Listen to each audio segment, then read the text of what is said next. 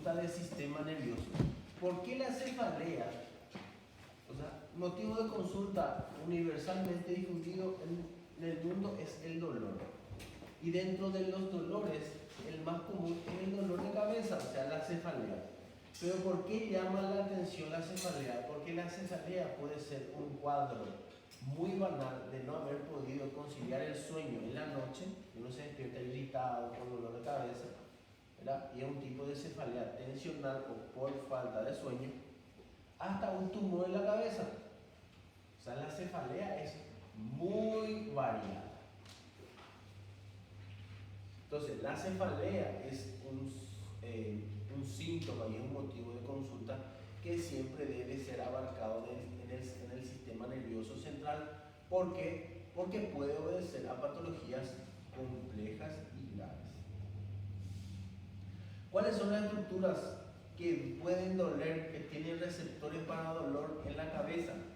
El cráneo, los huesos del cráneo, el cuero cabelludo, los órganos de los sentidos, los ojos, el canal auditivo externo, los senos paranasales, los dientes, el maxilar superior e inferior, la mucosa bucal y pituitaria, las estructuras por debajo de la bóveda craneana como arterias extraintracraneales y las meninges. Básicamente lo que duele intracraneal son las meninges, generalmente las meninges. Los síntomas de la cefalea según su localización, porque la cefalea también se puede semiológicamente describir como alicia frenusa. Los síntomas según su localización intracraneales pueden ser cefalea por irritación meningia, o sea, ¿una meningitis puede producir cefalea? Sí. Desplazamiento o deformidad de estructuras intracraneales por accidentes cerebrovasculares hemorrágicos, por tumores, por abscesos, se puede dar dolor. Dilatación y tracción de los vasos sanguíneos, eso es la fisiopatología de la migraña. La migraña es el espasmo de los vasos arteriales. Lesión del hemisferio, dolor en la frente, en la región de los ojos del mismo lado. Cuando hay una lesión en el hemisferio cerebral, generalmente abarca solamente un lado de la cabeza. Y las lesiones del tallo encefálico y del cerebelo producen dolor occipital o cervical. O sea que si tenemos problemas en la región occipital de estructuras intracraneales, vamos a tener dolor occipital o cervical. Si es de un hemisferio, vamos a tener una cefalea hemicraneana, o sea, de un lado. Y cuando es cefalea holocraneana, o sea, en toda la cabeza, generalmente se produce por irritación meningia o por trastorno de vasos arteriales, como sucede en la migraña, o por tumoración, ¿verdad? Ahora, la cefalea como tal es el síntoma más común en todas las edades y siempre debe ser abordado como un síntoma del sistema nervioso central, primario del sistema nervioso central o una patología sistémica que irrita el sistema nervioso central. Las causas más comunes de cefalea a nivel de medicina es la cefalea tensional, la migraña y la cefalea en racimos, que son consideradas cefaleas primarias. Bien. El médico debe tener en cuenta otras entidades, aunque poco prevalentes, que pueden poner en riesgo la vida del paciente. Por eso la cefalea se aborda en el sistema nervioso central, porque una cefalea puede ser parte del cuadro clínico de un resfriado común, como puede ser una patología más grave, potencialmente mortal, como un accidente cerebrovascular hemorrágico, ¿verdad? Pero obviamente se valora la edad, los antecedentes patológicos familiares, personales y el cuadro clínico de la persona, que obviamente nos va a hablar de un cuadro más aparatoso y grave. Pero les digo, desde el punto de vista teórico, se aborda la cefalea como un síntoma de afectación del sistema nervioso central, directo o indirecto. según la causa orgánica, sin causa orgánica demostrable, o sea, no hay algo que explique, un daño estructural que explique el dolor de cabeza, está la cefalea tensional, la cefalea en racimo, la migraña. Esos tres son cefaleas primarias. Cefalea hemicraneana paroxística crónica, en la hipertensión arterial, postraumática, asociada a fiebre, por tos, coital. Una persona cuando tiene relaciones sexuales y llega al orgasmo, tiene no a todos, pero tiene un vasoespasmo arterial por activación del simpático, ¿bien? Porque el parasimpático dilata y el parasimpático contrae. Cuando el parasimpático deja de actuar, actúa el simpático, que es lo que se produce cuando una persona llega al orgasmo, le da posteriormente una especie de cefalea tipo migrañosa que dura pocos segundos, ¿verdad? Y de causas orgánicas identificables tenemos de origen extracraneano la arteritis temporal, que es un tipo de vasculitis, los trastornos oculares, la sinusitis, los trastornos odontálgicos, los trastornos de la columna cervical y el compromiso de los nervios craneales. Y de origen intracraneano tenemos los tumores cerebrales, los abscesos, las hemorragias intracraneales, las meningitis, la posfunción lumbar y el pseudotumor cerebral. O sea, una cefalea puede ser un tumor cerebral, como también puede ser una cefalea tensional, porque una persona puede dormir bien. Pero mire la brecha que hay entre uno y otro. Una vez a mí me tocó evaluar a una paciente que no era muy añosa, que se veía muy bien físicamente desde el punto de vista externo, y la persona tenía cefalea, una cefalea moderada, se trataba con analgésico pasado. Me dije a su hijo que era raro su dolor de cabeza porque ya hacía tiempo que no le pasaba. Entonces yo subestimé el cuadro, creo que fue 2 o 3 veces la consulta, y le agarró un interno. Y el interno le pidió una tomografía de cráneo simple. Y yo le dije al interno, ¿por qué le pedí la tomografía? Le dije, y porque es una cefalea crónica y sería bueno estudiar, me responde. Y yo le digo,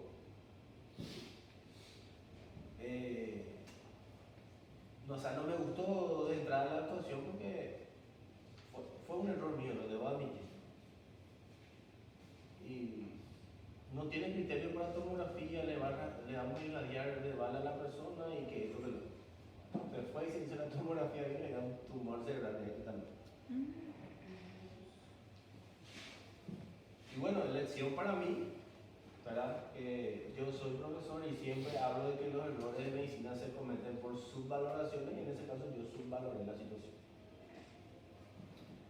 Por eso las cefaleas siempre deben ir abordadas desde un punto de vista de no subvalorar.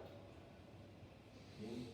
O por lo menos explicarle al paciente, ojo, la cefalea si te pasa, no hay lío, pero si persiste, bien, si se hace crónica, si persiste, si te molesta, si te das cuenta que no es normal, entonces acudir o ya le da la orden, hacete una tomografía, si no quedamos tranquilos que no sea ningún problema estructural de tu cabeza. O sea, si alguna vez le toca eso, no subvaloren, sino que traten de investigar, y si no se ve, bueno, perfecto, pero si hay algo. La señora se evaluó en neurocirujano, se operó, vive todavía, tiene secuelas neurológicas, pero vive todavía. Las cefaleas primarias son 3, la tensional, la migrañosa y la en racimos. La cefalea tensional y las otras primarias es porque no hay otra cosa secundaria que explique el dolor de cabeza. Cuando una persona viene con dolor de cabeza y no es secundario, o sea, no hay algo que explique que la persona tenga dolor de cabeza, como puede ser la fiebre, deshidratación y todo lo que vimos acá, hay 3 posibilidades básicamente. La tensional, la migrañosa y la cefalea racimo. ¿Cómo es la cefalea tensional? Primero empieza de forma gradual. Te duele un poco, te empieza a doler más, te pone irritable, te cambia la fascie, tienes fascie de cansado. Comienza de forma gradual, empeora al final del día, cuando uno ya está cansado, ya está estresado, ya está exhausto. Es constante, opresiva en el cuello y occipucio, a veces se torna bilateral, persiste días, semanas o meses, dificulta a la persona concentrarse, calma con el ejercicio físico, las distracciones, la ducha de agua caliente, bien, a diferencia de la migraña, que la migraña no pasa con esto, con relajantes musculares y tranquilizantes. Por eso ustedes van a ver cuando una persona de la casa, si le dan, cuando una persona se da cuenta que vos estás de examen, cuando estás con compromisos laborales, familiares, y uno tiene cefalea tensional, una persona de la siempre te da un relajante muscular y un analgésico. Bueno, porque la causa más común de todas que vamos a tener, de todos los que están ahí, la mayoría de ustedes es la cefalea tensional. ¿Bien? Entonces, desde el punto de vista semiológico, le preguntas, ¿dónde te duele? Tengo una sensación de pesadez, me duele la cabeza, tengo una sensación de pesadez, doctor. Me duele aquí, después me duele toda la cabeza, no me concentro, al final del día me canso mucho, ya no aguanto más, llego a mi casa, lo único que quiero es ver la cama, no estoy durmiendo bien, me despierto y me duele la cabeza, es como si fuera que el dolor está ahí, es un dolor intenso, no, pero está ahí, me molesta, no me permite concentrar. Y está pasando por un momento difícil, sí, doctor, estoy en el trabajo, mis dos compañeros están de vacaciones, yo estoy sola, tengo así de trabajo y tengo que estudiar para mi examen final porque es mi última oportunidad, y ahí se hace el diagnóstico. Entonces, le orienta que haga ejercicio físico, que no te bañes con agua fría, yo me baño con agua helada, ¿no? Trata de usar agua tibia, toma un tecito relajante, toma este analgésico con un poquito de relajante muscular, no tomes tanto porque te va a hacer dormir mucho en el día, trata de hacer ejercicio físico por lo menos estos días, se termina. Obviamente se descartan las posibilidades de cefalea secundaria, no tiene fiebre, no tiene tos, no tiene dolor de cuerpo, no tiene esto, no tiene lo otro, entonces cefalea tensional en el contexto de que el paciente no es comenta. No tiene náusea, no tiene vómitos. El segundo es la cefalea en racimo. Los tres son muy comunes, la tensional, la racimo y la migrañosa. La cefalea en racimo se produce por vasodilatación de las ramas de la carótida interna inervadas por el trigémino, como también se le conoce cefalea trigeminal. Afecta más a hombres que a mujeres, entre 40 y 50 años. Aparece varias veces en el día o semanas. Largas remisiones, pacientes pueden estar sin dolor de cabeza por años. El dolor aparece al acostarse en forma abrupta, es pulsátil, es unilateral, no tiene aura, o sea, no tiene síntomas premonitores y hay una congestión facial y ocular. Como el trigémino inerva los vasos y áreas relacionadas con el globo ocular, la persona tiene una congestión y un dolor ocular y la cefalea es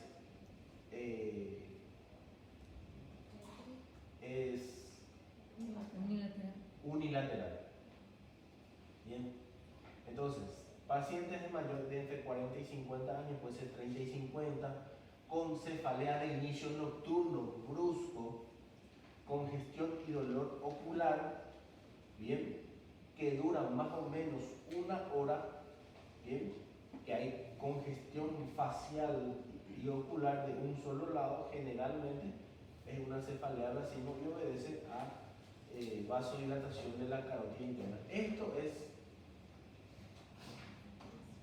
desencadenado por muchos factores disparadores también, como es la tensión, el ruido, algunos alimentos, etcétera, etcétera, etcétera. o la predisposición de la persona para tener. ¿Cuál es la diferencia? La diferencia es que generalmente estos pacientes tienen que irse a un lugar oscuro, se le hace un sedante, se le hace analgésico en vena porque la cefalea no pasa con nada y no pueden tolerar llorar porque vomitan. ¿Bien? Después tenemos la cefalea hemicraneana paroxística crónica. Es igual que en la de racimo, es menos intensa, pero se cronifica. O sea, es la misma cefalea trigeminal o la cefalea en racimo, pero esta no es que aparece una o dos veces, después desaparece un año, sino que se mantiene en el tiempo. Y es la mismísima fisiopatología, pero es menos intensa, o sea, es más. Y después tenemos la migraña. La migraña es un tipo de cefalea vasomotora, hay componente hereditario, o sea, en la familia hay papá, mamá migrañoso, abuelo migrañoso, hermano migrañoso, tío migrañoso. Este tipo de cefalea, a diferencia de la trigeminal o el racimo, es mayor en mujeres. Comienzo temprano, este no es como el racimo que empieza después de los 35 o 40 años, aparece en la edad infanto-juvenil. El dolor es el más intenso de todos. Es un dolor perturbador que cambia la fase de la persona. Hay una fase angustiosa en la persona. Empieza unilateral, pero después se hace holocraniano. O sea, empieza unilateral, pero después agarra toda la cabeza. Se asocia a náuseas y vómitos. La migraña o la jaqueca es lo mismo. Solo que algunos textos dicen que la migraña cuando le da la crisis de náusea y vómito es donde se llama jaqueca. Pero la migraña y jaqueca es lo mismo en todos lados del mundo. Bien. El 20%, o sea que de cada 10 personas con crisis migrañosa, un 20% tiene síntomas premonitores que se llaman aura, que pueden ser síntomas de los sentidos. La mayor de las veces son visuales. Cuando uno ve escotomas, que son moscas volantes o manchitas en la visión, o le parpadea un ojo o escucha un tinnitus, son aura. ¿Qué quiere decir? Que el paciente le va a dar una crisis migrañosa. Existen 4 fases de la migraña. El pródromo, que es cuando una persona ya no se siente tan bien. Después viene el aura, cuando ya ven los escotomas. Y después viene la crisis migrañosa o la cefalea como tal, con náusea y vómito, que es la jaqueca. Y después viene la fase de recuperación. Existen personas que tienen crisis migrañosa una vez al mes, una vez cada 6 meses, una vez en el año. Existen personas también que tienen un tipo de cefalea que es bastante recurrente. La cefalea tiene un origen, es una crisis bioenergética, bioeléctrica de los hemisferios cerebrales, que se desencadena por olores, por alimentos, por falta de sueño, por estados tensionales, por múltiples cosas. Existen 10 los quesos rancios, los embutidos, la cafeína, el alcohol de vino sobre todo, los nitritos de los embutidos. Los embutidos tienen nitritos que son sustancias que se utilizan para que no se descompongan. Y esos nitritos, una vez consumidos, se vuelven en óxido nítrico. El óxido nítrico vasodilata. ¿Y qué cosa es la migraña? Una vasodilatación excesiva y después hay una vasoconstricción, y eso es lo que produce la cefalea migrañosa. O sea, múltiples cosas son los factores desencadenantes, pero una persona que sea migrañosa y se exponga a los factores desencadenantes tiene la crisis. Una persona que no sea migrañosa y se expone a factores desencadenantes no va a tener absolutamente nada. Mas é difícil controlar a migraña com essa exposição, porque... Como? É difícil controlar, assim, vou parar de comer tal coisa por causa da enxaqueca. É quase impossível comer as coisas, não comer as coisas que tem... Não entendo, não tenho entendido. E é impossível, tipo, prevenir a enxaqueca com a parte alimentar. Depende, porque imagínense ustedes, es como la alergia, es difícil para cualquier persona ubicar qué es lo que le produce. ¿cuáles son las 10 cosas más, te voy a decir, desde el punto de vista alimentario? Café, chocolate, Te refrigerante. voy a decir todito. Cafeína. La cafeína no solamente está en el café, está en el té, está en el chocolate y está en esos energizantes que ustedes toman. La cafeína está en el té, eso no mucha gente sabe. Té, chocolate, café. Esa es la cafeína. 2 edulcorantes artificiales, sacaralosa, sacarina, produce migraña alimenticia. O sea, es un factor desencadenante. Una persona que tenga migraña se pone a eso, tiene muchísimas posibilidades de desencadenar una crisis. Una persona que no es migrañosa no le va a hacer nada. Alcohol, ese a todo el mundo, sobre todo el alcohol del vino tinto. Y sobre todo si es de baja calidad. Ese te rompe la cabeza. Tenga o no tenga migraña, ese te rompe la cabeza. Si es vino tinto de mala calidad, dormí 3 días. Y después no quería escuchar la palabra alcohol en un año. Chocolate, ya dije. Alimentos que contienen MSG, que es glutamato monosódico.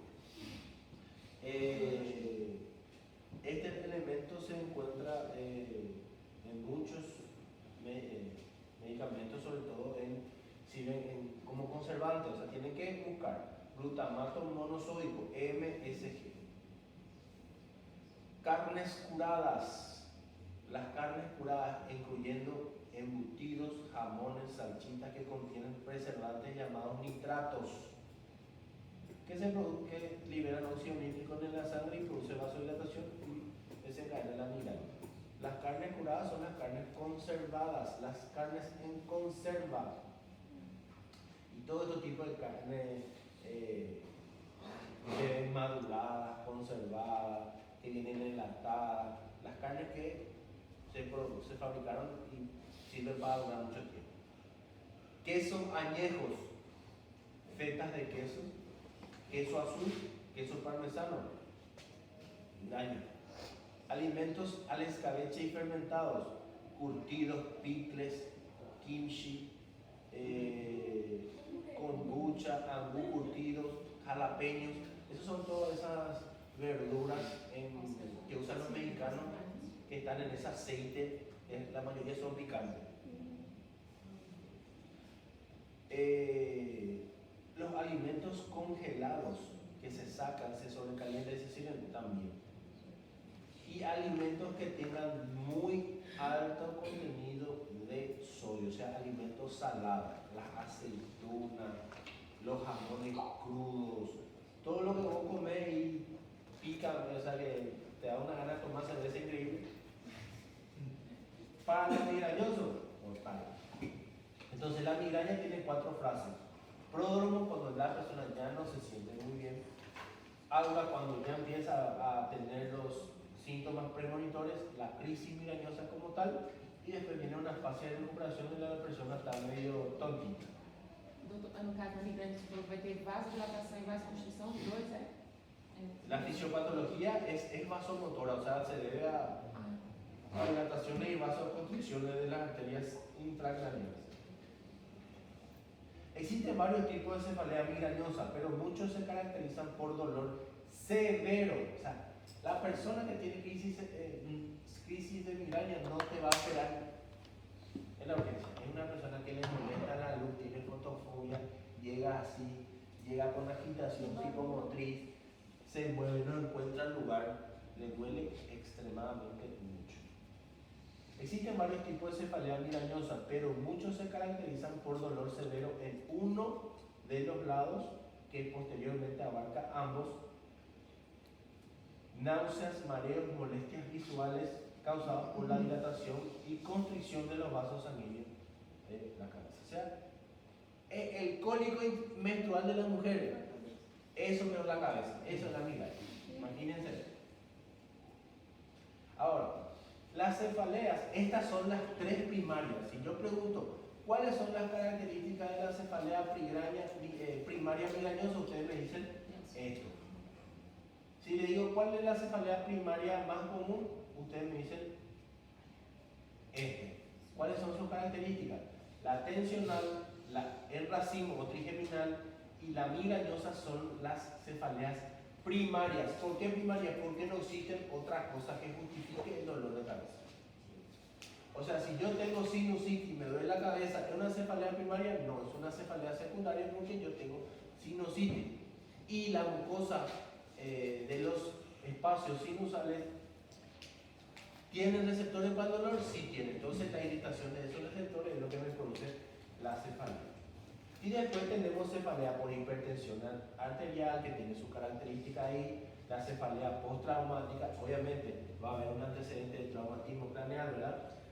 La cefalea por fiebre, la cefalea por tos, la cefalea poscoito, es poscoito. ¿Y por qué se produce? Por la misma causa de la migraña. Cuando uno está teniendo relaciones sexuales, al menos en el hombre, hay una activación del parasimpático. Pero cuando uno eyacula o tiene el orgasmo, hay un disparo del simpático y hay vasoconstricción de las arterias intracraneales y se produce una migraña, pero que dura pocos segundos. Cuando se equilibra el nervio simpático y el parasimpático, desaparece. Y no se ve todas las veces y no se ve en todas las personas. Una persona que tenga una enfermedad sistémica como el VIH, inflamación intestinal, es muy común la cefalea por uso de anticonceptivo en la mujer, por el desorden hormonal que produce. Es muy común, o sea que si ustedes tienen migraña y nunca lo tuvieron migraña en las mujeres y están usando hace poco tiempo anticonceptivo, cambien anticonceptivo porque eso es lo que les produce la migraña. Y tengan cuidado con los alimentos porque todo lo que les dije, si es que tienen anticonceptivo y le dan dolor de cabeza, le potencia. Es muy rico un cafecito, un pedacito de picaña, una aceituna, pero al que le da la migraña le da con todo. Esos jamoncitos crudos que te sirven en las tablas, un vinito tinto, pero al que le da la migraña le pega fuerte. ¿Por qué una enfermedad inflamatoria intestinal daría una? Porque las causas de enfermedad inflamatoria intestinal tenés dos: colitis ulcerativa y enfermedad crónica. Son enfermedades autoinmunes. Las enfermedades autoinmunes son sistémicas. Y la producción de estos elementos inflamatorios es lo que irrita secundariamente el sistema nervioso central. El sistema nervioso central es sensible a todas las patologías sistémicas. La deshidratación produce dolor de cabeza. La fiebre produce dolor de cabeza. Si vos tenés una uña encarnada infectada y te da fiebre, te va a doler la cabeza. Porque las prostaglandinas, los leucotrienos, los eicosanoides y todos los elementos que se liberan de la inflamación a ese nivel pasan por el torrente sanguíneo, llegan a los receptores del sistema nervioso central y irritan, y por eso te duele la cabeza. O sea que el dolor de cabeza es indicación de que algo no anda bien en tu cuerpo. Desde un problema de visión, de una uña encarnada o un tumor en la cabeza. ¿Cierto? Ya dijimos las causas orgánicas identificables de origen extracraneano, que pueden ser todas estas que están aquí, y de origen intracraneano. Miren, respondiendo. Una causa orgánica identificable de origen extracraneano puede ser una arteritis temporal, trastornos oculares, que es muy común también. Cuando llega una persona con cefalea, lo primero que se hace en una urgencia es medir la presión. Si la presión está bien, se descarta la causa de la cefalea. Se le pregunta si está pasando por un momento tensional, no. Se le pregunta si es conocida migrañosa, no. Se le preguntó si estuvo de fiesta, durmió bien, consumió alcohol, cafeína en exceso, está estudiando, no. Después de eso se le pregunta si es mujer, si usa anticonceptivo, no. Y se le pregunta, ¿estás viendo bien? No, estoy viendo un poco borroso, yo soy de leer mucho, leo, ahora me canso, ya me duele la cabeza. Entonces, probablemente sea ocular. Pero descartando todo lo otro que le digo. Presión arterial, causas oculares, cefalea tensional, migraña, y después se le pregunta si está teniendo vómito, diarrea, le duele el cuerpo, tuvo fiebre, vomitó. está con tos. Y ahí uno ya va descartando muchas cosas. Y después de origen intracraneano, si hay tumores, abscesos, hemorragias, meningitis, pospunción. Una persona cuando se somete a una punción lumbar diagnóstica puede tener como consecuencias posteriores por evacuación excesiva de líquido cefalorraquídeo, puede tener una cefalea con punción. Entre tanto, pero usted me diga, doctor, pero vamos a darnos cuenta si la cefalea es un tumor, el paciente va a tener un cuadro clínico diferente que una persona que tiene una cefalea tensional. Perfecto, estoy de acuerdo con usted, pero el tumor cuando empieza tiene pocos milímetros y la cefalea es indiferenciable de una cefalea tensional. Por eso siempre hay que objetivar exactamente y no hay que subvalorar, sobre todo la cefalea. Porque la cefalea puede ser nada, como lo puede ser todo. ¿Está bien? Bien, esa de parte de cefalea.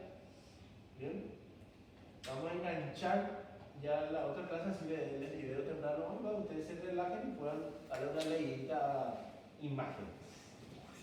¿Sí?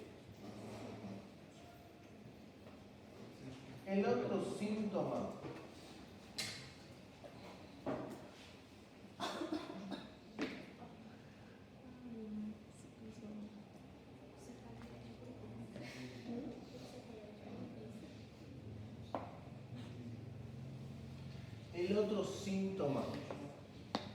en realidad es un signo.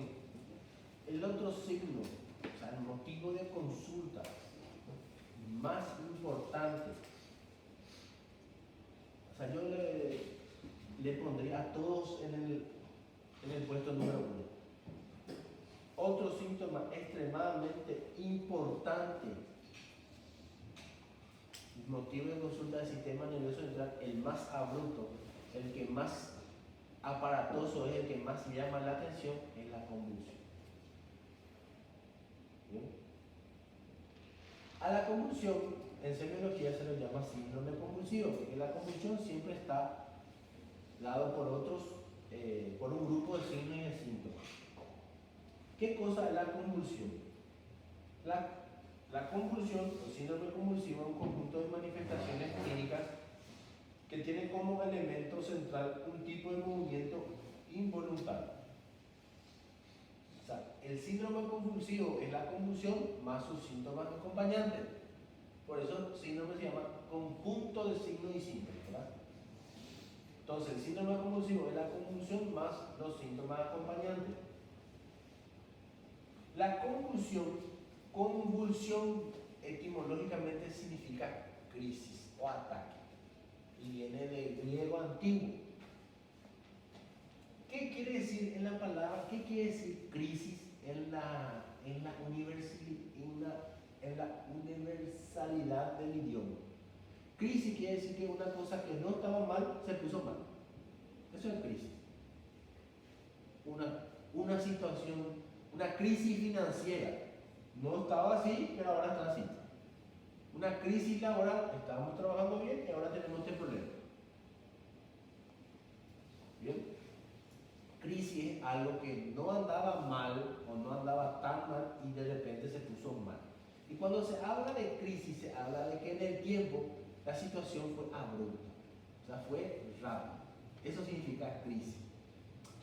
Eso significa crisis, eso significa ataque y eso en aquel entonces le llamaban convulso, creo que convulso o algo así, que hoy en día se llama convulsión. O sea que la convulsión es un ataque, una crisis. ¿Bien? Entonces, la convulsión es una crisis aguda de contracción muscular involuntaria del músculo esquelético, que puede ser localizado o puede ser generalizado. ¿Es tónica, es clónica o es tónico-clónica? Nosotros vamos a ver después del examen físico la motilidad. ¿Qué cosa es la motilidad? La motilidad es movimiento y el movimiento está dado por la contracción de un grupo de músculos y la relajación de otros. ¿Qué cosa es la postura? La relajación de los músculos extensores y la contracción de los músculos flexores. O sea que entre los músculos, si yo estoy así, están relajados mis músculos flexores y están levemente en tono los extensores. Y si hago así, están en contracción los músculos flexores y en relajamiento o relajación los músculos extensores. La sumatoria de la relajación y la extensión de los músculos flexores y extensores es lo que nos mantiene a nosotros en nuestra postura. ¿Bien? Bien. Entonces, la crisis convulsiva o la convulsión es una contracción involuntaria de los músculos estriados esqueléticos que puede ser localizada o puede ser generalizada. Puede ser tónica cuando el paciente está duro, puede ser clónica cuando el paciente primero está duro y después empieza a moverse, y puede ser tónico o clónica cuando tiene un poco de los dos. Ahora, esto se produce, ¿cuál es la fisiopatología? Una descarga excesiva de ciertas áreas neuronales. O sea, de cierta área de la corteza cerebral donde está un grupo de neuronas que están sufriendo. ¿Sufriendo por qué? Están sufriendo por múltiples causas. O sea que la convulsión también es un signo de afectación del sistema nervioso central de varias causas. ¿Bien? Puede acompañarse con sintomatología sensorial, conductual, cognitiva o psíquica. O sea, la convulsión puede asociarse a síntomas de este tipo, como también puede asociarse, y comúnmente se asocia, a trastorno del sensorio. O sea, la persona pierde la conciencia durante la crisis convulsiva. Y después la recupera, pero queda en un estado confusional, que se llama estado post-ictal.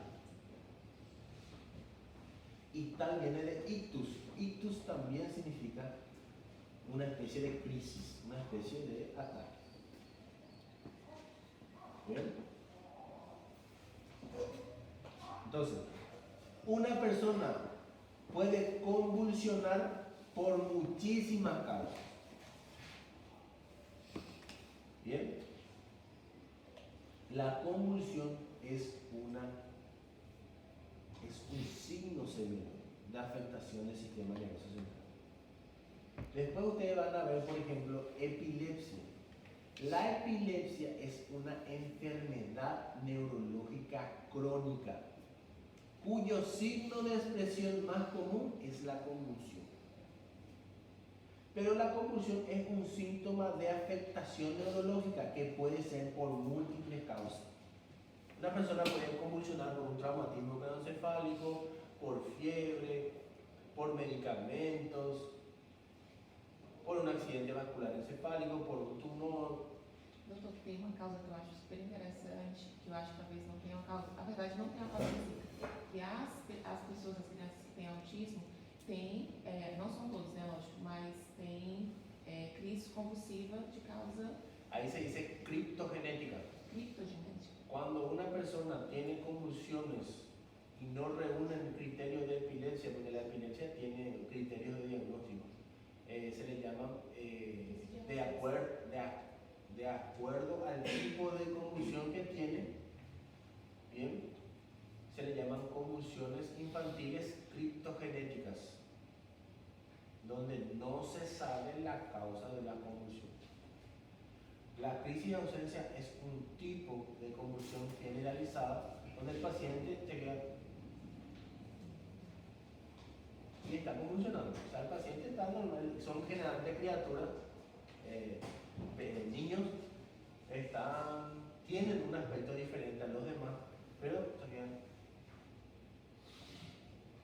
Y eso es una convulsión para él. Bien. Y dentro de su cabeza hay un cortocircuito bioeléctrico, pero el paciente se expresa ahí. ¿Y qué está sucediendo? Están contrayéndose todos los músculos de su cuerpo y le dejan duro. Solamente que no está en la crisis de ausencia, está en la fase de tónica. El paciente está duro, pero no hay clonus.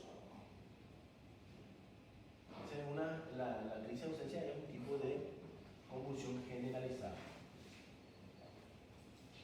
La fisiopatología de la convulsión es muy compleja.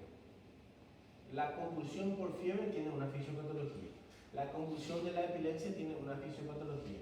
La convulsión del traumatismo craneoencefálico tiene una fisiopatología.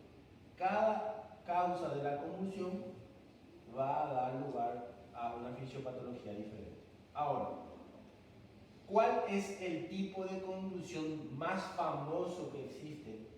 El gran mal, le llaman el gran mal, y es la convulsión tónico-clónica generalizada. Bien, la convulsión tónico-clónica generalizada o gran mal. Gran mal. Esta a la convulsión tónica clónica generalizada que ocurre en todo el cuerpo se le llama gran mal. Esta persona, ¿qué le pasa? La persona puede estar hablando contigo y después se apaga, ya no responde. Tiene un trastorno de conciencia rápido y después se pone duro. Esa es la fase tónica. Trastorno sensorio, fase tónica.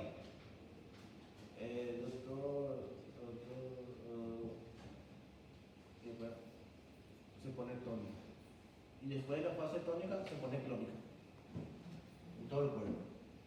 Esa es la convulsión tónico-clónica generalizada. Y el gran mal sí o sí tiene trastorno sensorio y es lo primero que se da. El paciente puede estar respondiendo, después no responde, fase de trastorno sensorio, fase tónica, fase clónica. Aparte de todo esto que le dije, están los signos o síntomas acompañantes. Un signo puede ser el grito epiléptico que el paciente, doctor, te dice, y ahí tiene trastorno sensorio. Ese grito es una especie de aviso. Después tiene incontinencia, puede liberar el esfínter urinario como el esfínter anal y se orina o se hace lodo. Como hay una contracción de todos los músculos, el paciente no ventila bien, puede tener durante la crisis cianosis. Por eso lo primero que hay que hacer a un paciente con crisis epiléptica es ponerle oxígeno. Con crisis convulsiva, ponerle oxígeno. Y obviamente la rigidez generalizada del tronco y extremidades que hace que el paciente tenga un arqueamiento, que eso se llama pistón. ¿Ven?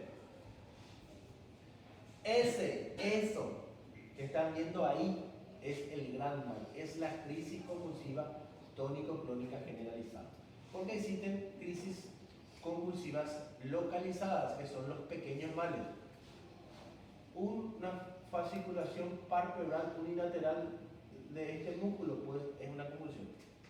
Pero una convulsión localizada,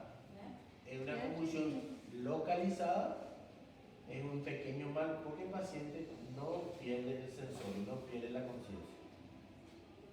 Pero las convulsiones localizadas o parciales pueden posteriormente generalizarse a un gran mal. Doutor, tem padrão de tempo quanto tempo a pessoa está convulsionando? La convulsión, la mayoría de las convulsiones depende de la causa. Pero si no es una causa, si no hay un daño estructural constatable que provoca la convulsión, o sea, traumatismo craneoencefálico, intoxicaciones, tumores cerebrales, abscesos cerebrales, un accidente vascular hemorrágico, duran pocos minutos y son espontáneos.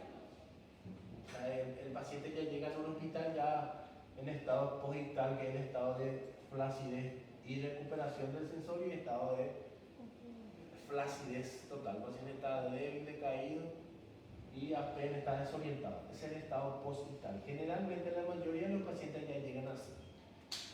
Doutor, no caso da crise convulsiva, ela pode ser forte o suficiente para ter uma lesão cerebral e chegar ao ponto de uma parálise cerebral ou não? A ver, eso ya es más complejo. Eso ya es, la convulsión es un signo del sistema nervioso central que puede obedecer a muchas cosas. Lo que ustedes tienen que detectar en semiología es la convulsión tónico-clónica generalizada, que es esta que le dije. pero también saber que existen convulsiones parciales, que no hay trastorno del sensorio, que puede ser desde una fasciculación palpebral hasta una fasciculación del miembro superior derecho, y eso puede ser una convulsión parcial. Se llaman pequeños males. Lo que hay que tener en cuenta es que esto después se puede generalizar. Y hay que saber qué es lo que hay que tratar de investigar, qué es lo que a esa persona le produce eso. Que obviamente es área de neurociencia, neurología clínica, diagnóstico y neurocirugía. La convulsión tónico-clónica con periodos alternos que en conjunto producen desplazamientos rítmicos, alteraciones de flexión y extensión. Bien, acuérdense siempre del paciente. El paciente está conversando, ¿de qué te duele la cabeza? Sí, me duele la cabeza, me duele todo el cuerpo, doctor. Y le dejamos, doctor, y ahí ya se apaga y empieza, o sea, pone todo duro, ahí se levanta un poquito y ahí empieza ya a convulsionar. La fase clónica es la fase más aparatosa que todo el mundo no sabe hacia dónde correr. Esa es la fase clónica, porque el paciente realmente, si son grandes, no hay quien le ponga ni una vida. ¿Bien? Entonces, la convulsión tónico-clónica. ¿Qué cosa es la convulsión? Son un conjunto de contracciones de músculo esquelético involuntario asociado a trastorno del sensorio. ¿Bien? Que puede obedecer a múltiples etiologías. La convulsión es la crisis de contracciones del músculo estriado esquelético generalizado. Pero el síndrome convulsivo es asociado al grito, a la cianosis, a la salivación espumosa, el trastorno del sensorio. Todo eso en conjunto se llama síndrome convulsivo. ¿Bien? Si yo pregunto, ¿qué cosa es síndrome convulsivo? Conjunto de signos y síntomas donde prima la contracción involuntaria del músculo estriado esquelético asociado a trastorno del sensorio, cianosis, liberación de esfínter, posición opistótono, etc. Y si yo pregunto, ¿qué cosa es una convulsión? Convulsión es contracción involuntaria de músculos estriados esqueléticos, que puede ser parcial o puede ser generalizada. ¿Bien? Las convulsiones pueden ser por fiebre, puede ser por una crisis provocada y no provocada, que es lo que vamos a ver, puede ser epilepsia. La epilepsia es una enfermedad neurológica crónica que tiene criterios. Si una persona es epiléptica, que es una persona enferma desde el punto de vista mental, es una enfermedad crónica incurable cuya manifestación clínica es la convulsión. ¿Bien? Y la convulsión en un paciente epiléptico puede ser gran mal, puede ser pequeño mal. Una persona epiléptica solamente puede tener, por ejemplo, movimientos involuntarios de manos que son fugaces y terminó ahí. O puede llegar a tener crisis tónico-clónica generalizada. Pacientes con estatus epiléptico, lo que dijo la compañera. La crisis convulsiva dura pocos minutos. Dependiendo de la causa puede extenderse. Cuando se superan los 20 minutos y el paciente sigue convulsionando, ya se habla de estatus epiléptico. El estatus epiléptico es una emergencia médica que lleva al paciente a sedarlo, a apagarlo y a complejizarlo. Hay que ponerle tubo y hay que usar drogas que le apagan y hay que ayudarle a ventilar y a mantener el aparato cardiocirculatorio con inotrópicos si es necesario y llevarle para que se recupere una terapia intensiva. El estado epiléptico, más de 20 minutos sin respuesta a los medicamentos comúnmente utilizados. Essa parte sempre me confunde. Então, a convulsão, ela é um síntoma da epilepsia? No, voy a explicar. La epilepsia, cuando ustedes ven epilepsia en otra clase, la epilepsia es una enfermedad mental. El problema está en el sistema nervioso central. Hay una masa de células anormales que cuando se activa, el paciente convulsiona. La convulsión puede verse a una patología del sistema nervioso central, como lo es la epilepsia, o puede verse a múltiples situaciones, múltiples etiologías. La convulsión es un signo semiológico. Si yo tengo hipoglicemia, puedo convulsionar. Si no tengo epilepsia. Si yo tengo fiebre alta, yo puedo convulsionar y no tengo epilepsia. La convulsión es un signo semiológico, es contracción del músculo. Existen muchos tipos de convulsión, desde una parcial hasta una tónico-clónica generalizada, que es la peor convulsión, por eso se llama gran mal. Bien, ahora la epilepsia es una enfermedad mental bien estudiada, cuya expresión clínica de actividad de la enfermedad es la convulsión. Y generalmente algunas personas epilépticas tienen el gran mal, que es la crisis tónico-clónica generalizada. Y muchas personas llegan a convulsionar una vez a la semana. ¿Por qué es feo esto? Porque esas personas no pueden estudiar, no pueden trabajar, prácticamente desde el punto de vista social es un peso familiar, es la realidad. Aparte de eso, se gasta mucho en estudios, se gasta mucho en medicamentos, el paciente está sedado todo el tiempo porque se suspende la medicación y convulsiona. Pero esos pacientes tienen epilepsia, tienen un problema estructural en ciertas áreas corticales. Te doy un ejemplo. El fenómeno, Ronaldo, Luis Nazario Lima, es epiléptico, pero él tiene un tipo de epilepsia muy leve. Sabes que Brasil perdió la final con Francia, él tuvo una crisis epiléptica un día antes. Se desencadenó por el estado tensional. Y los auspiciantes le forzaron a él a que él juegue esa final. Epilepsia toma cardenal, não, doutor? ¿Cómo? É cardenal? Toma? Cardenal? Eu acho que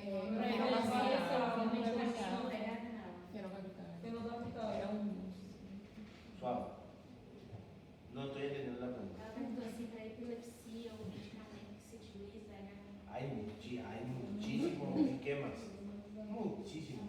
El fenobarbital generalmente se utiliza para apagar a las personas en las crisis. Pero, por ejemplo, la epilepsia es una enfermedad que también tiene un curso evolutivo. Todas las enfermedades del sistema nervioso central tienen curso evolutivo variable. La persona puede estar asintomática 20 años y él a su vejez puede empezar de nuevo a tener sus crisis sin tratamiento. Como personas que no pueden estar sin tratamiento, porque sin tratamiento convulsiona casi todos los días. Eso ya depende, es muy variado. ¿Bien? A esa persona se le hace estudio electrofisiológico para ver la actividad del sistema nervioso central, porque en la epilepsia hay células epileptógenas que son anormales que disparan actividad eléctrica asincrónica y la persona convulsiona. ¿Entienden? Ahora, la convulsión, que es la expresión clínica más común de la epilepsia, puede obedecer a múltiples etiologías, como es la convulsión febril, la misma epilepsia, el estatus epiléptico, la epilepsia refractaria en niños y las crisis provocadas y no provocadas. Y ahí me quiero centrar. Vamos a pasar esto. Las crisis febriles son muy comunes en la edad pediátrica. Vamos a pasar eso porque eso quiero que hagan estudio independiente. Estatus convulsivo. Estatus convulsivo, cuando una persona no sabemos si es convulsionador o no, si es epiléptico o no. Estatus convulsivo es aquella persona que convulsiona más de 30 minutos, dice ahí, pero generalmente varía mucho. El libro de texto generalmente 20 minutos ya es suficiente. ¿Por qué? Porque cada crisis convulsiva, sea cual sea la causa, te quema el cerebro, te cocina el cerebro. Entonces, un estatus epileptógeno, si es epiléptico el paciente, o un estatus convulsivo, la persona cocina su cerebro y dura generalmente más de 20 minutos. Y en una emergencia médica del paciente hay que apagarlo de cualquier forma. Y es después de recuperación en terapia. ¿Bien? Acá, esto es crisis convulsiva, crisis provocadas y crisis no provocadas. La crisis provocada ocurre en respuesta a un insulto al sistema nervioso central, que es secundario, no ocurre en el sistema nervioso central, que puede ser un trauma, una infección, un accidente cerebrovascular, ¿bien? Puede ser hipoglicemia, puede ser uremia, etcétera, etcétera. Hay un déficit neurológico posterior al evento. El electroencefalograma es anormal y la lesión cortical constatada en neuroimágenes. Las infecciones del sistema nervioso central son muy comunes, como la meningitis bacteriana. ¿Bien? Miren, una meningitis tuberculosa, un absceso cerebral, un quiste hidratídico, que es una enfermedad parasitaria, una cisticercosis, que también es una enfermedad parasitaria con afectación del sistema nervioso central, un trauma craneano, todos estos, un accidente cerebrovascular, todos estos son crisis provocadas, son crisis convulsivas provocadas, o sea, hay algo que justifique que una persona convulsione. Si una persona tiene 41 grados de fiebre, ¿va a convulsionar? Va a convulsionar. Si una persona tiene 20 miligramos por decilitro de glicemia, ¿va a convulsionar? Va a convulsionar. Si una persona tiene 500 de urea, ¿puede convulsionar? Puede convulsionar. Si una persona tiene un traumatismo craneoencefálico, ¿puede convulsionar? Puede convulsionar. Si una persona tiene tuberculosis y tiene pus en la base de su encéfalo, ¿puede convulsionar? Puede convulsionar. Si una persona tiene un absceso cerebral, ¿puede convulsionar? Puede convulsionar. Si una persona tiene esa lesión por un quiste hidratídico, ¿puede convulsionar? Convulsiona luego. Si tiene quistes de parásitos en su sistema nervioso central por comer carne cruda de cerdo, ¿puede convulsionar? Puede convulsionar. Si una persona sufrió un traumatismo craneoencefálico, ¿puede convulsionar? Puede convulsionar. Si tiene un accidente cerebrovascular isquémico o hemorrágico, ¿puede convulsionar? Puede convulsionar. Y eso se llama las crisis convulsivas provocadas, donde hay algo que justifica la crisis. Y después, una persona que tiene un tumor en su cabeza, ¿puede convulsionar? Convulsiona. Un paciente que tiene una hemorragia. Não tem a causa, né? Ah? A epilepsia, né? Não tem uma causa assim, né? Claro, la epilepsia corresponde a las crisis no provocadas. Los trastornos metabólicos como la hipoglicemia, la uremia, la hipocalemia, la intoxicación, diferentes tipos de intoxicaciones, el coma hepático, la porfiria, ¿puede provocar convulsión? Puede provocar. Y después existen las crisis convulsivas no provocadas. Son las que ocurren en ausencia de un insulto sistémico agudo del cerebro. Pueden ser un evento aislado o pueden ser potencialmente la primera manifestación de una epilepsia, sin causa idiopática o de causa desconocida criptogenética, como decía la compañía. Más de la mitad de las convulsiones corresponden a este grupo. O sea, el 70% de los pacientes que llegan por primera vez a la urgencia de un centro asistencial convulsionando no tienen una causa provocada que justifique su... Por lo que la mayor parte de las veces el diagnóstico debe ir orientado a que pueda ser un debut de un paciente epiléptico. No caso dessas que não tem uma causa assim, tem aquela sensação que a pessoa sente que vai convulsionar, como na epilepsia, que é áurea, tem ou não? En un porcentaje sí. En un porcentaje hay aura. O sea, hay síntomas premonitorios, sí.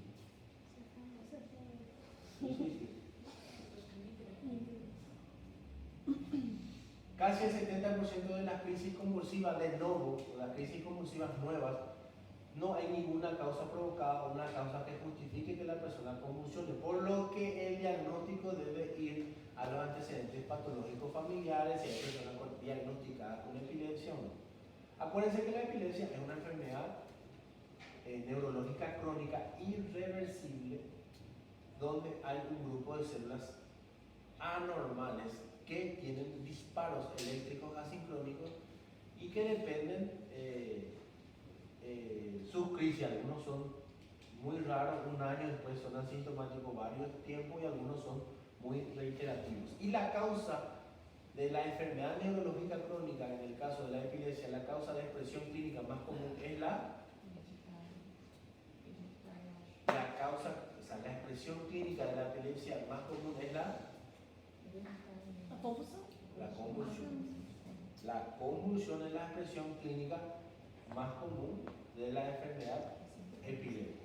La convulsión, hay varios tipos de convulsión. El gran mal es la más fea de todas y es la convulsión tónico-clónica generalizada. ¿Qué cosa es una convulsión? Contracción involuntaria de un grupo de músculos estriados esqueléticos del cuerpo, que puede ser localizado o parcial o puede ser generalizado. Bien. Una causa muy frecuente de crisis convulsiva y de estatus convulsivo en un paciente con tratamiento crónico es la suspensión del mismo. Bien. Ahora, desde el punto de vista semiológico, un paciente que convulsiona, ¿cómo debe ir encaminado el interrogatorio? Primero, documentar la forma clínica de inicio de la convulsión. Fue localizado, primero empieza aquí y el paciente no pierde el sentido, después ya pierde el sentido y ya se generaliza. Esos son de inicio parcial, posteriormente generalizado. A. Documentar la forma de inicio, si fue parcial o focal, si progresó o no hacia segmentos corporales, su duración. Y B. Si presencia o ausencia de compromiso de la conciencia. Las crisis parciales, las convulsiones parciales o localizadas o focalizadas, generalmente no tienen trastorno sensorio. Es aquellos que le llaman, las generalizadas son, o el gran mal es el que pierde la persona la conciencia. A las crisis parciales o focales o localizadas que no tienen trastorno del sensorio, en neurología le llaman crisis convulsivas simples. ¿Bien? Y a aquellas que tienen trastorno del sensorio y generalmente son convulsiones generalizadas, se lo llaman crisis convulsivas complejas.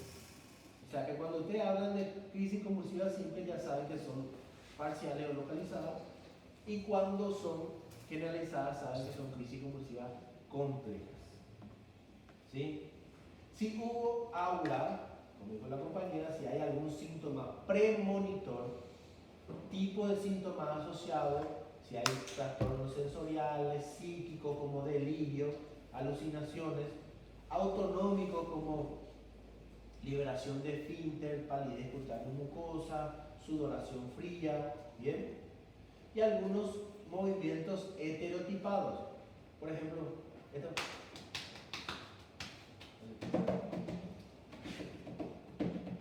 Yo, por ejemplo, puedo ser un docente, profesor de usted, y de repente me quedo fijo. ¿Eso puede ser una convulsión? Puede ser una convulsión o puede ser un movimiento estereotipado, que es una especie de premonición a la convulsión. O sea, yo puedo estar acá y de repente. Bien, bien. Lo pongo así de verdad. Entonces, ese movimiento estereotipado es un signo premonitor a una crisis convulsiva generalizada o gran mal. ¿Puedo tener epilepsia? Puedo tener epilepsia o puedo tener un accidente cerebrovascular en ese momento, puedo tener un millón de cosas. ¿Bien? O sea, la causa de convulsión tenemos que identificar si es provocada por una injuria externa o que el paciente tiene una enfermedad mental crónica como puede ser la epilepsia o como puede ser otra cosa. Entonces la anamnesis debe ir orientada a eso, la evolución, si el paciente antes tiene antecedentes familiares, personales, si consume algún medicamento, si se cambió de trabajo, si está manipulando algún tipo de tóxico específico, todo eso hay que preguntar, está todo ahí, cómo abordar la anamnesis de un paciente que convulsiona. Lo primero que hay que preguntar a la familiar, porque el paciente viene con trastorno de sensorio, generalmente cuando hay un alma, ¿es la primera vez que convulsionó o suele convulsionar? Es lo primero que se le pregunta. Ya en el momento que ya se le está haciendo una vía, ya se le va a hacer para la convulsión con un medicamento. Si convulsiona el paciente para la vida, usted puede estar ahí y viene el paciente convulsión. ¿Qué es lo primero que hay que hacer en el paciente? Lateralizarlo. ¿Por qué? Porque si tiene trastorno del sensorio, no es que va a tragar la lengua. La lengua se pone flácida y se va allá y tapa la orofaringe y el paciente va a tener trastorno de ventilación, por eso que se pone cianota. Se lateraliza al paciente, se trata de poner algún elemento para evitar que se muerda la lengua, porque nosotros mismos personas que se arrancaron la lengua de un mordisco. Bien, se lateraliza, se pone algo, no el dedo que te puede morder, algo para que evite que se arranque la lengua y se le pone oxígeno. Una facultad debe tener una sala de primer auxilio con oxígeno. Se le pone oxígeno, bien, se le canaliza una vía y se le pone su anticonvulsivante. Ahora, ¿ustedes qué es lo que pueden hacer en el bus, en la plaza? Se lateraliza, se pone algo para que no trate de convulsionar, bien, o sea, no trate de morderse la lengua y se espera. ¿Por qué? Porque si es una crisis no provocada, dura pocos minutos. Y se llama a una ambulancia 911. Eso es lo que ustedes pueden hacer. Más eso, lateralizar, evitar que la persona se arranque la lengua. Bien. El examen físico. Un paciente ya que está en un lugar donde se puede evaluar, tenemos que primero la nivel de conciencia. ¿Por qué? Porque ahí vamos a darnos cuenta si el paciente tiene trastorno del sensorio o no. Y si tiene trastorno del sensorio, ya automáticamente es una crisis convulsiva compleja. Bien. Inspección del paciente, si el paciente tiene estigma de un traumatismo craneoencefálico, porque si tiene estigma de traumatismo craneoencefálico ya se activa el protocolo ABCD del trauma, que es collarín cervical, etcétera, etcétera, que ya es diferente. Ahí ya no podemos manipular al paciente de aquí a allá porque puede tener una lesión raquimedular cervical, el paciente puede quedar parapléjico si es que no tenemos en cuenta eso, ¿verdad? Medidas de sostén. Si estamos en un lugar donde se le pone al paciente en la tabla rígida, se lateraliza, oxígeno, vía periférica, ya se le pone el anticonvulsivante, ¿verdad? Y después el examen neurológico propiamente dicho. Si el paciente convulsiona por primera vez, es internación.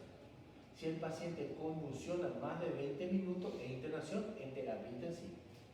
Si el paciente es convulsionador crónico, tiene diagnóstico de epilepsia, tiene un tratamiento, tiene un tratamiento crónico y convulsionó porque dejó de consumir su medicamento o porque no estaba pudiendo dormir bien, se le medica, se deja que recobre el nivel de sensorio, se aumenta la dosis de su medicación de base o se reanuda su medicación de base, se le pone anticonvulsionante vía endovenosa, se deja en observación unas 6 horas, el paciente recupera completamente, se va a dejar. Esos son los convulsionadores crónicos.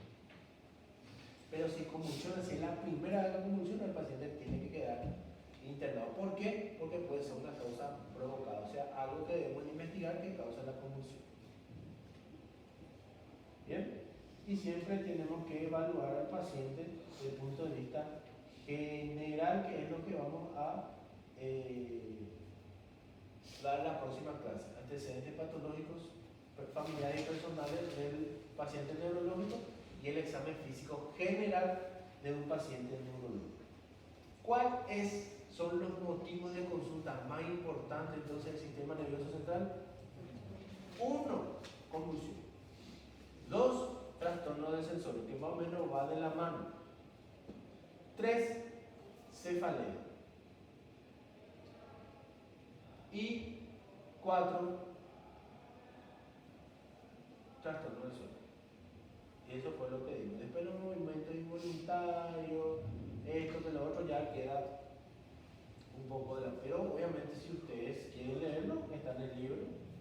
Lo que vamos a abordar nosotros este semestre de esta parte son esos 4 motivos de consulta fundamentales. La cefalea, los trastornos del sueño, el trastorno del nivel de sensorio y las convulsiones. ¿Bien?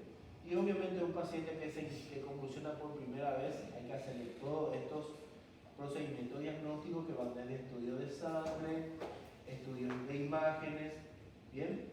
Y un estudio neurofisiológico, porque las causas no provocadas más comunes es la epilepsia en un cuadro convulsivo.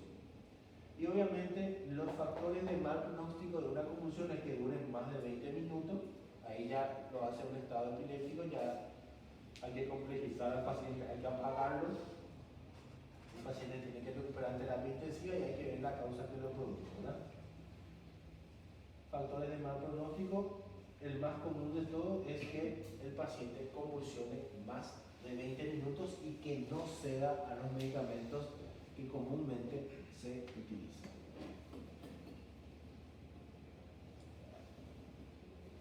Entonces, lo más importante de esto es saber que la convulsión puede ser parcial, simple o generalizada o compleja, que se llama gran mal, y es la que tiene trastorno de sensorio, empieza con un estado de tono generalizado y después clono, y que puede obedecer a múltiples causas provocadas, que es injuria sistémica o no provocada. Dentro de la no provocada, la causa más común de convulsión tónico-clónica generalizada es la epilepsia. Estas cosas, cuando uno ve por primera vez, le es muy complicado, le es complejo, pero yo creo que en todos estos años que di es una clase extremadamente sencilla. O sea que si no entienden de esta manera ya va a ser medio complicado. Pero ¿qué es lo más sano?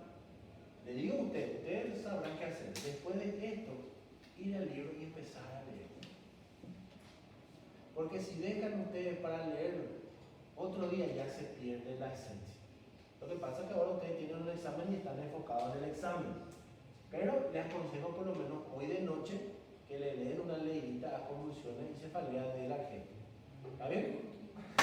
Por hoy terminamos la próxima clase.